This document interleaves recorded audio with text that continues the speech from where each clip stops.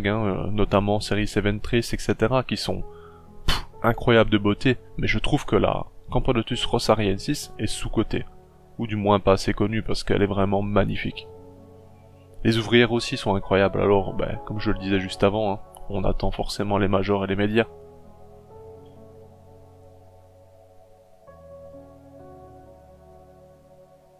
Ici vous voyez une ouvrière sortie du cocon, elle a encore les pattes liées, elle s'en occupe pas tout de suite, mais rassurez-vous, le lendemain, cette ouvrière était en train de se balader dans l'aire de chasse. D'ailleurs elle est dans l'aire de chasse, ce qui est plutôt étonnant, généralement elle s'occupe du couvain, les nouvelles nées, mais bon, pourquoi pas.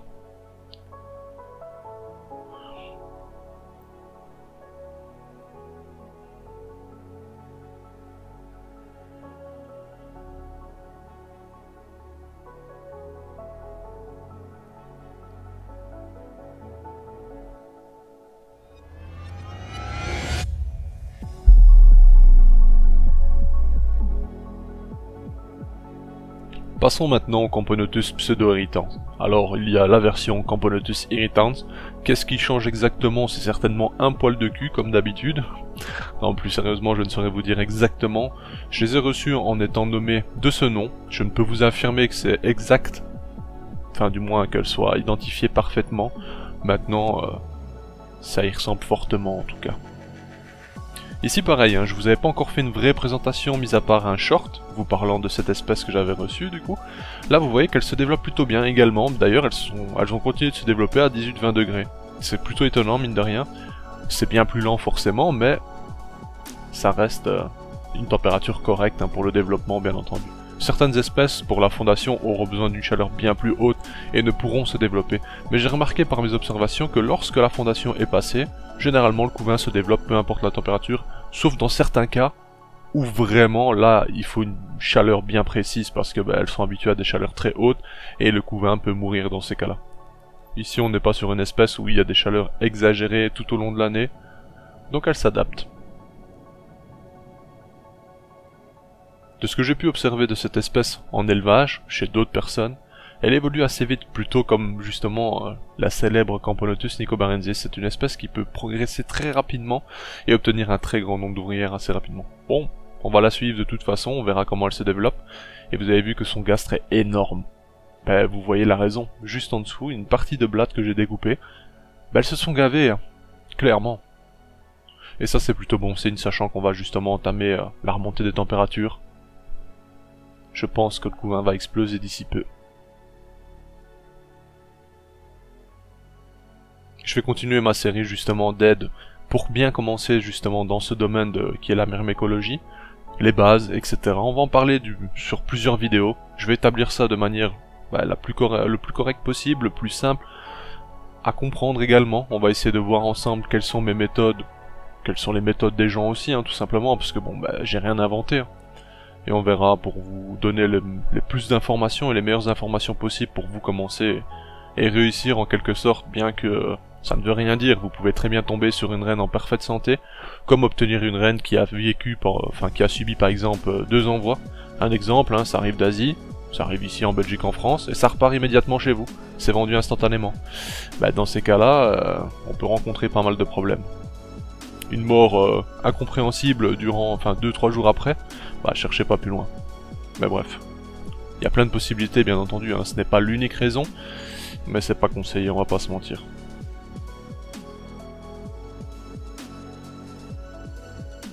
En tout cas vous voyez que l'espèce a une très belle coloration, franchement je suis agréablement surpris.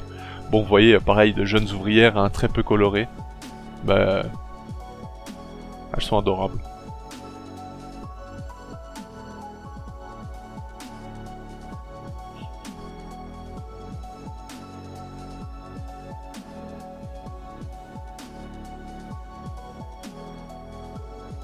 Bon là, vu que le gastre est fortement dilaté, forcément ça rend la reine un peu particulière. Passons à une autre espèce. Pardon.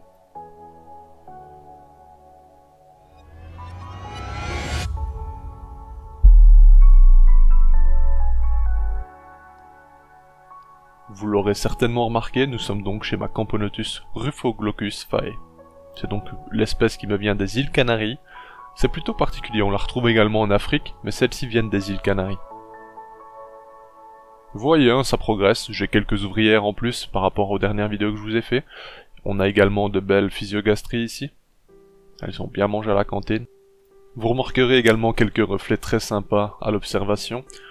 J'aurais espéré obtenir une coloration plutôt particulière, comme il est possible de l'obtenir tout simplement un peu rougeâtre, justement, dépendant du lieu où tout simplement est venu au monde la reine, selon forcément l'hygrométrie du sol et bien d'autres facteurs qui changeront un peu la génétique de celle-ci, du moins dans la coloration hein, uniquement. Malheureusement c'est pas le cas, elles seront sombres, on verra par la suite, peut-être que, je vais dire les majors médias auront peut-être cette coloration qu'a la reine, un peu rougeâtre.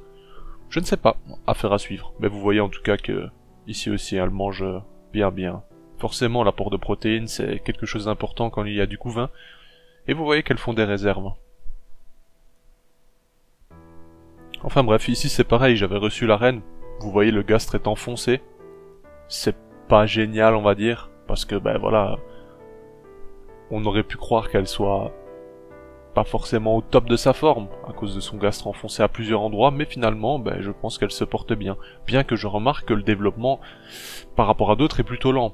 Alors, est-ce que c'est moi qui m'y prends mal? Parce qu'il faut savoir se remettre en question également, quand quelque chose ne va pas, ou du moins n'est pas le plus rapide, voilà, faut se poser des questions. Est-ce que je fais les choses moi-même pas correctement, ou est-ce que tout simplement cette reine n'est pas au top de sa forme au niveau, je sais pas moi, peut-être de la ponte et autres.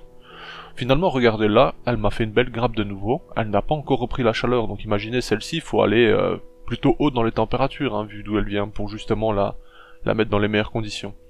Donc je pense tout simplement que je la chauffais pas assez. Je l'avais déjà dit dans une précédente vidéo que j'étais pas monté assez dans les températures, et je pense que c'est le cas. Ici, cette année, je vais tester tout simplement de remonter. Bon, ici, je vais y aller piano, hein. Je vais pas lui mettre 30 degrés dans le front directement, loin de là. Mais je pense que, durant la période estivale, je vais essayer d'aller jusqu'à 30 degrés, voir comment elle se comporte, et est-ce que ça lui plaît, justement. Sachant que, petite anecdote, petite chose tout simplement à noter, on va en parler dans les vidéos débutants bien sûr, etc., dans les vidéos dédiées justement à ça pour les informations générales, mais dans ce genre de tuyau, si votre tapis par exemple via Pimeter vous mettez 30 degrés, dites-vous que dans ce tube en verre, il fait certainement 33-34 degrés, voire peut-être plus, parfois moins, mais vu l'absence d'aération, ou du moins c'est très peu aéré, on va pas se mentir, la condensation, etc., généralement la température est plus haute à l'intérieur, et ça il faut le prendre en compte bien sûr. Faites le test chez vous si vous avez tout simplement les sondes que vous connaissez tous, vous la placez dans le tube, vous refermez celui-ci avec de l'ouate, vous laissez celui-ci sur le tapis pendant un petit temps et vous allez voir, hein, si sur le tapis vous avez 30 degrés, à l'intérieur vous aurez 33-34, bref. C'est des informations qu'il faut prendre en compte, hein, bien entendu, mais c'est pas le sujet aujourd'hui. Passons maintenant à la Camponotus maculatus. Alors vous vous rappelez, je l'avais reçu de chez Anton Top, Ginsel. Son couvain a été perdu malheureusement durant le transport en vue des faibles températures. Elle a répondu, elle a maintenant une première ouvrière et va commencer à être chauffée. Justement là, je peux vous assurer qu'avec la chaleur ça va mieux se passer. Elle était seulement à 22 degrés, petite différence par rapport aux autres, tout simplement parce qu'elle n'avait pas fondé et elle avait justement deux belles larves. Je me suis dit que j'allais la laisser à 22 plutôt que la descente à 18 comme les autres. Et maintenant je vais justement augmenter ses températures pour venir dans son confort habituel.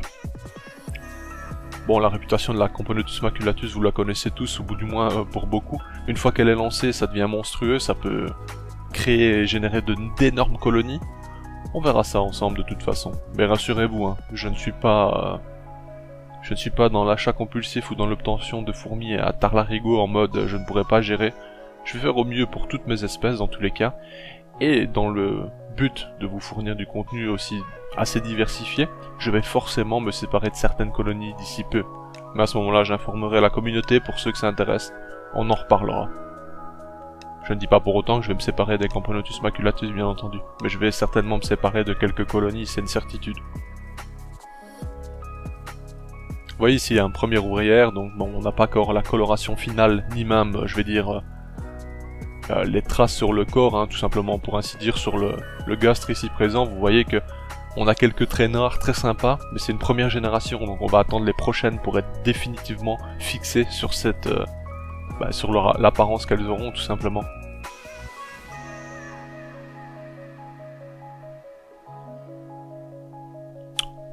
passe maintenant à une autre espèce qui est donc la Camponotus vanispinus. Je vous avais présenté celle-ci en ne mettant pas son nom, en vous laissant justement parler dans les commentaires et me donner votre avis. Je n'avais pas répondu volontairement à tous ces commentaires, et vous avez raison pour certains, c'est bien la Camponotus vanispinus. Je vous ferai une vidéo dédiée à celle-ci pour vous dire d'où elle provient, etc.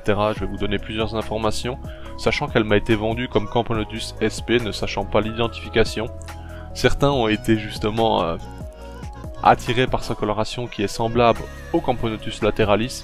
La reine est quand même différente, si vous regardez bien vous allez voir que dans l'identification d'une reine Camponotus lateralis, il y a beaucoup de choses qui diffèrent. Après nous ne sommes pas professionnels, du moins je parle pour moi et des gens généralement qui m'entourent.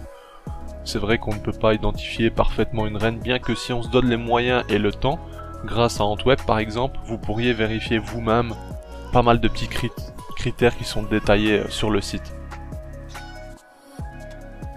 Après vous pouvez toujours demander de l'aide également, hein. Il y a des groupes notamment sur Facebook qui vous aideront à l'identification.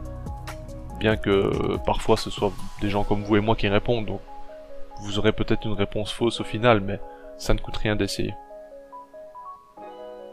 Ici franchement j'étais agréablement surpris par cette espèce, j'adore la coloration. Petit bémol, c'est qu'actuellement, depuis que je les possède, il n'y a toujours pas eu de ponte. Alors, est-ce que j'ai obtenu une reine avec du couvain boosté qui a été maintenu par justement le vendeur et me l'a envoyé ensuite? Je ne sais pas. Je vais en tout cas faire en sorte de leur offrir toutes sortes de conditions possibles pour observer et croiser les doigts pour qu'elle ponde, mais c'est vrai que c'est sans certitude, je ne saurais affirmer que je vais réussir, bien sûr. Il est fort probable que ce soit justement du pillage ou ce genre de choses, je ne sais pas du tout, et quand ça provient d'Asie, je vous avoue que il suffit de regarder les groupes en Asie, vous allez voir que c'est pillage à tard-larigot et voilà quoi. C'est pas génial, mais bon, chacun ses problèmes on va dire.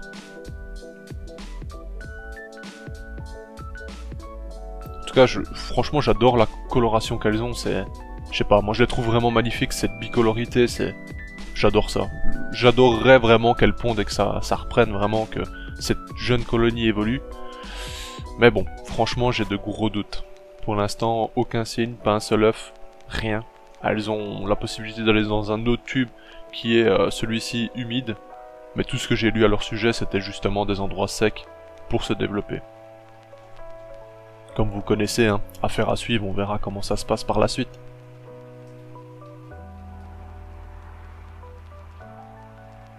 J'ai bien sûr d'autres espèces à vous montrer, vous le savez, je possède pas mal d'espèces au final.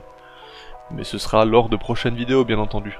Ici je trouve que la vidéo est déjà bien assez longue, vous avez vu quelques-unes de mes espèces qui sont plutôt mignonnes, on va pas se mentir.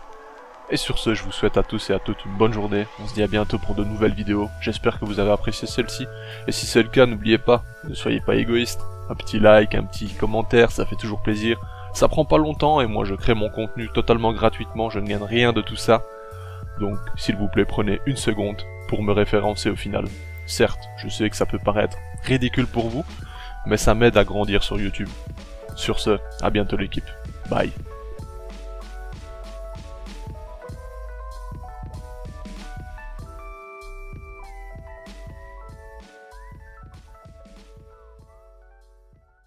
Hey, si toi aussi tu as apprécié la vidéo, n'oublie pas de t'abonner, de laisser un like, voire un commentaire, ou même de nous suivre sur les réseaux. Merci et à bientôt l'équipe.